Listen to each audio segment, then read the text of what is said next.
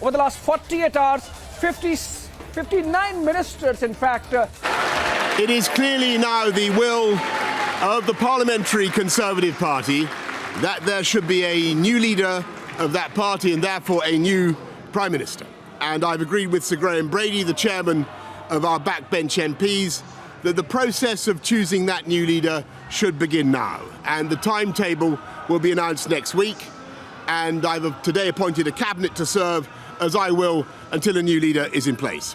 So I want to say to the millions of people who voted for us in 2019, many of them voting Conservative for the first time, thank you for that incredible mandate, the biggest Conservative majority since 1987, the biggest share of the vote since 1979.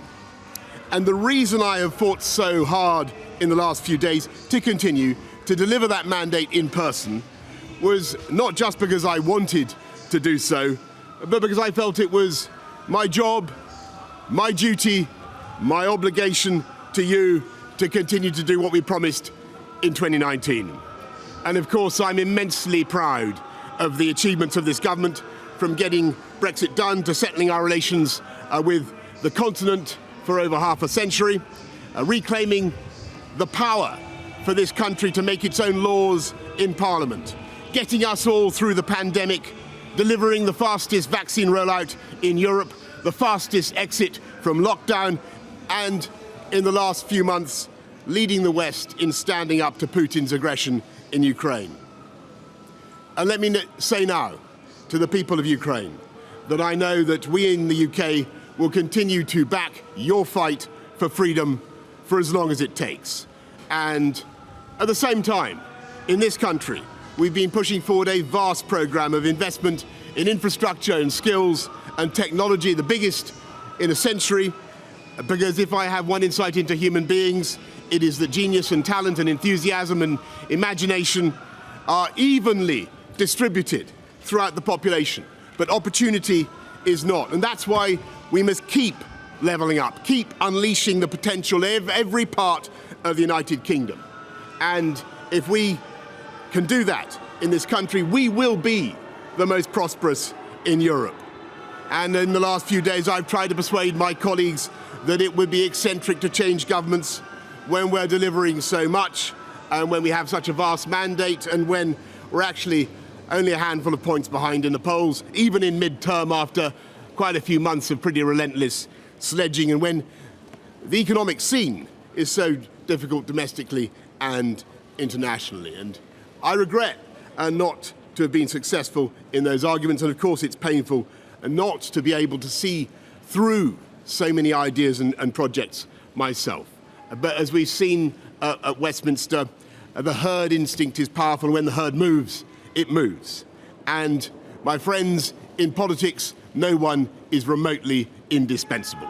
And our brilliant and Darwinian system will produce another leader equally committed to taking this country forward through tough times, not just helping families to get through it, but changing and improving the way we do things, cutting burdens on businesses and families, and yes, cutting taxes, because that is the way to generate the growth and the income we need to pay for great public services. And to that new leader, I say, whoever he or she may be, I say I will give you as much support as I can. And to you, the British public, I know that there will be many people who are relieved, and perhaps quite a few who will also be disappointed.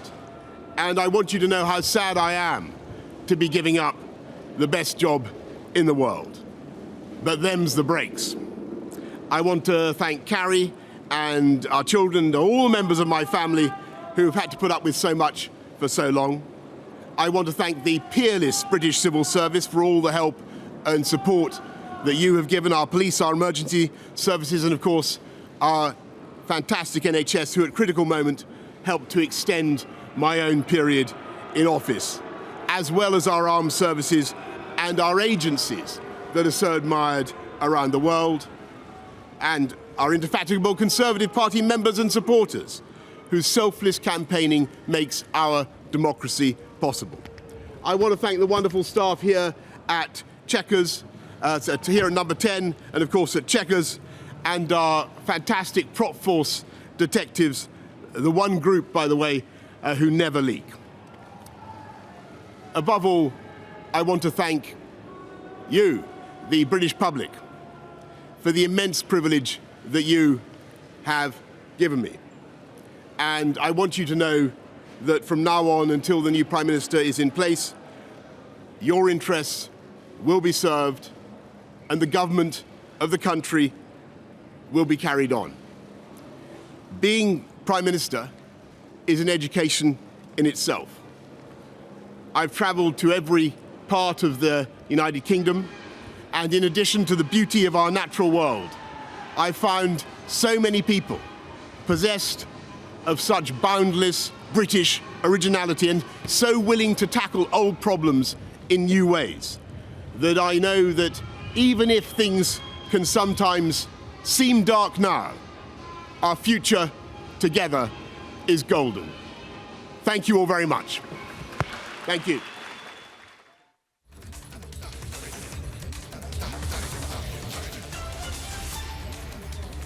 All right, that was Prime Minister Boris Johnson announcing his resignation from his post, wishing his successor all the best, speaking to the people of United Kingdom, thanking them, thanking everyone who helped his tenure as Prime Minister.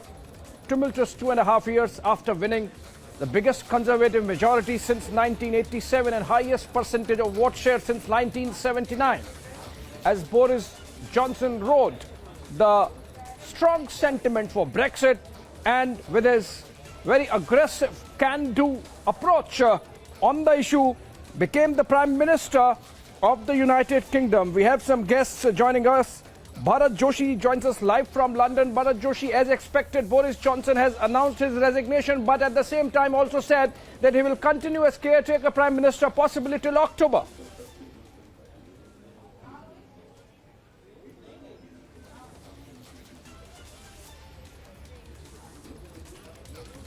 All right, I think we couldn't connect with Bharat Joshi. We are making an attempt to connect the line again, but those pictures clearly showing Boris Johnson outside 10 Downing Street announcing his resignation, even as the official Twitter handle of 10, number 10 as it is called, has been feverishly announcing new appointments being made as part of the caretaker cabinet. In the last 48 hours, 59 resignations have happened from Johnson cabinet, precipitating the crisis leading to the resignation. Bharat Joshi is back on the line. Bharat Joshi, Boris Johnson there announcing his resignation, but at the same time saying that he would continue as caretaker Prime Minister till possibly October.